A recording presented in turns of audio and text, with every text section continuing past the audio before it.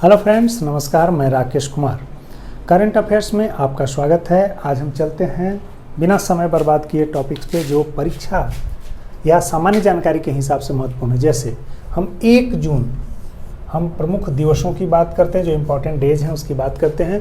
तो यह है विश्व दुग्ध दिवस, world milk day, milk day. यह इम्पॉर्टेंट है क्योंकि पोषण और सुरक्षा की बात चल रही है, खासकर कोरोना के मद्देनज़र पोषण न्यूट्रिशियस वैल्यू फूड्स में बढ़ाने की बात चली। तो दूध जो है मोस्ट न्यूट्रिशियस फूड्स है, इसमें किसी को कोई शक नहीं है। अगला है 5 जून विश्व पर्यावरण दिवस। यह सामान्य है, बहुसामान्य रूप से आपको याद रखना चाहिए। 7 जून जो है विश्व खाद्य दिवस है, इसको आप याद रखिएगा, पूछा जा सकता है। जो झारखंड पीसीएस दे रहे हैं या झारखंड से संबंधित किसी भी तरह का एग्जाम दे रहे हैं, उनके लिए यह तारीख 9 जून याद रखना चाहिए। भगवान बिरसा भगवान की पुण्यतिथि है। 12 जून भी याद रखने की बात है, जो खास करके एलएसडब्ल्यू की तैयारी से लेकर के जो है बीपीएससी की तैयारी कर रहे हैं, या अभी जो है असिस्टेंट प्रोविडेंट फंड कमिश्नर वाला जो एग्जाम है, इसमें यह दिख सकता है। विश्व बाल श्रम निषेध दिवस। अब जो है world child labour prohibition day, यह 2002 से स्टार्ट हुआ और इसका इस साल का जो थीम है सेलिब्रेशन का, act now end child labour. अब इन चारों तिथियों को आप मुख्य रूप से याद रखेंगे क्योंकि यह बहुत ही इंपॉर्टेंट है और इस बार पूछा जा सकता है। जैसे 18 जून गोवा क्रांति दिवस। आपको पता होगा कि 1961 में गोवा को अंतिम रूप से मुक्त कराया गया था पुर्तगालियों से, तो वह जो है 60वां मुक्ति दिवस चल रहा है। तो 18 जून को हर एक साल गोवा मुक्ति दिवस के रूप में मनाया जाता है और भारत सरकार इस पर विशेष काम इस साल कर रही है, विशेष काम हो रहे हैं। 14 जून विश्व रक्तदाता दिवस, वर्ल्ड डोनर डे। दुनिया में गंभीर बीमारियों या रोड एक्सीडेंट्स में या किसी भी तरह के दुर्घटनाओं में जो ब्लड की जरूरत होती है, उनको प्रोत्साहित करने के लिए 14 जून को विश्व रक्तदाता दिवस के रूप में सेलिब्रेट करने का जो है काम किया जा रहा है। अब 20 जून की तारीख को आए, 20 जून विश्व शरणार्थी दिवस है। तालिबान के अफगानिस्तान पर कब्जा हो जाने के बाद जिस तरह से एक शरणार्थियों की समस्या दुनिया के सामने उभरी है, वैसे में यह तारीख जो है 20 जून, वह आपको याद रखना चाहिए, पूछा जा सकता है। 21 जून अंतर्राष्ट्रीय योग दिवस। कोरोना के बाद योग, करें योग, रहें निरोग, दुनिया ने इसको माना है और वैसी स्थिति में जो है आपको अंतर्राष्ट्रीय योग दिवस को याद रखना चाहिए। और इसको जो है 2014 में प्रधानमंत्री मोदी की विशेष पहल पर, विशेष आह्वान पर जो है यूएन महासभा, यूएन जो जनरल असेंबली है, उसने मान्यता दी थी। यह अंतर्राष्ट्रीय स्तर पर अब योग दिवस 21 तारीख को मनाया जाता है। पूरी दुनिया इसको मनाती है, यानी भारत की संस्कृति का एक्सेप्टेंस जो है दुनिया के द्वारा। अब 29 जून की बात करें, राष्ट्रीय सांख्यिकी दिवस मनाया जाता है। इसके बारे में मैं बता दूं कि जो पीसी महालनोबिस थे, उनके जन्म दिवस को जो है राष्ट्रीय सांख्यिकी दिवस के रूप में मनाया जाता है। अब अगला एक सवाल बहुत इंपॉर्टेंट है, उसमें हम आते हैं। स्विट्जरलैंड में बेसल यूनिवर्सिटी है। बेसल यूनिवर्सिटी के वैज्ञानिकों ने यह खोज किया है, यह खोज में दावा किया है कि जो तितली की प्रजातियाँ, बटरफ्लाई की प्रजातियां जो आप विलुप्त होते देख रहे हैं, अब संख्याएं उनकी कम दिख रही है, विविधताएं उनमें जो वेराइटीज है, डाइवर्सिटी है, कम दिख रही है।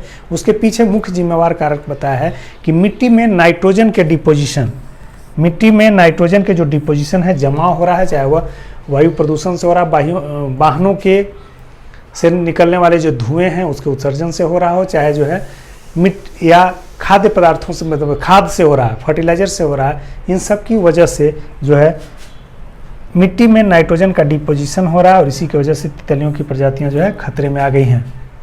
अब हम एक मिशन की बात करें, जूनो मिशन नासा द्वारा भेजा गया है। यह बृहस्पति जुपिटर मिशन है और यह जुपिटर मिशन जो है आज के 10 साल पहले भेजा गया था। सबसे बड़ी बात है कि अभी जो जुपिटर का यानी बृहस्पति का जो उपग्रह है गनीमेड, उसके पास से इस साल वह गुजर रहा है, इसलिए इम्पोर्टेंट हो जाता है जूनो मिशन।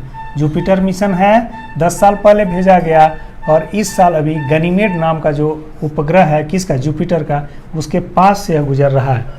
अगली खबर पे हम नज़र डालते हैं। डिजिटल इंडिया 1 जुलाई 2015 को मोदी सरकार द्वारा शुरू किया गया था, उसका 6ठा वर्षगांठ है। तो यह पूछा जा सकता है कि कब शुरू किया गया था। अब हम कुछ बुक्स पे चर्चा करते हैं। सच कहूँ तो नीना गुप्ता की किताब है, बहुत इंपॉर्टेंट है इस बार के लिए, है ना।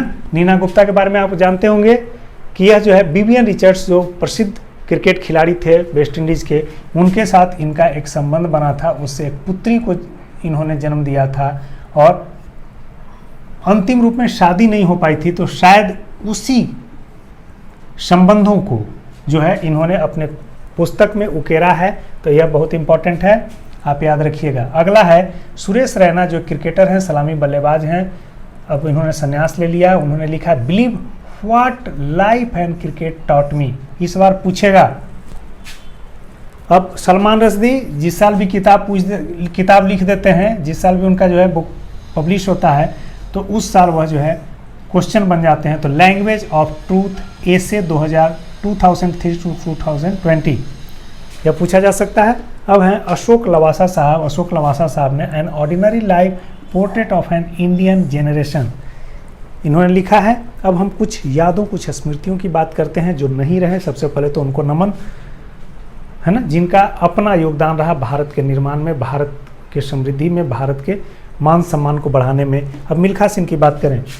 Milkha Singh 400 metre free style जो रेस होता है, शॉर्ट स्प्रिंट, उसके धावक रहे हैं। एशियन गेम्स में इन्होंने 4 टाइम्स जो है 4 टाइम्स गोल्ड मेडल लाया है और कॉमनवेल्थ 1958 में इन्होंने गोल्ड मेडल लाया। सबसे बेहतर परफॉर्मेंस या सबसे नज़दीक का performance Tokyo Olympic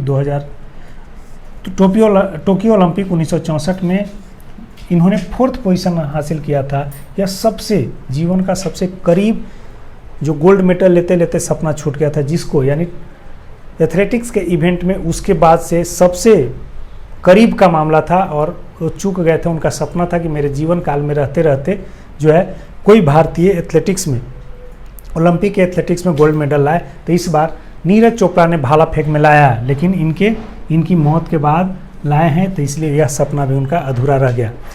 Milkha Singh को फ्लाइंग सिख के नाम से आता है, इन पर मूवी भी बन चुकी है। और इस फ्लाइंग सिख जो कहा था इनको पाकिस्तान के अयूब खान ने कहा था। डिंको सिंह जो बॉक्सर रहे हैं, 42 साल में इनका निधन हो गया, अत्यंत दुखद निधन है। इन्होंने जो एशियन गेम्स में गोल्ड मेडल लाया था, ये मणिपुर के रहने वाले हैं, बॉक्सर से। तो पूछा जा सकता है किस खेल से संबंधित रहे। बुद्धदेव दास गुप्ता फिल्म डायरेक्टर रहे हैं, इतना ही जानिए इनके बारे में, फिल्म डायरेक्टर रहे। राधा मोहन अर्थशास्त्री हैं उड़ीसा के, इन्होंने विलुप्त होती फसलों के संरक्षण पे काफ़ी लंबे समय तक काम किया है।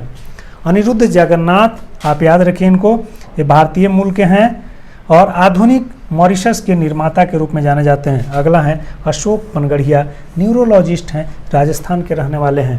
इस तरह से आज के समसामयिकी में इतना ही, और आगे के लिए भी आप मेरे YouTube चैनल GS&G के वर्ल्ड से जुड़े रहिए। ज़्यादा से ज़्यादा लोगों को जो है शेयर कीजिए और खुद सब्सक्राइब कर लीजिए। धन्यवाद।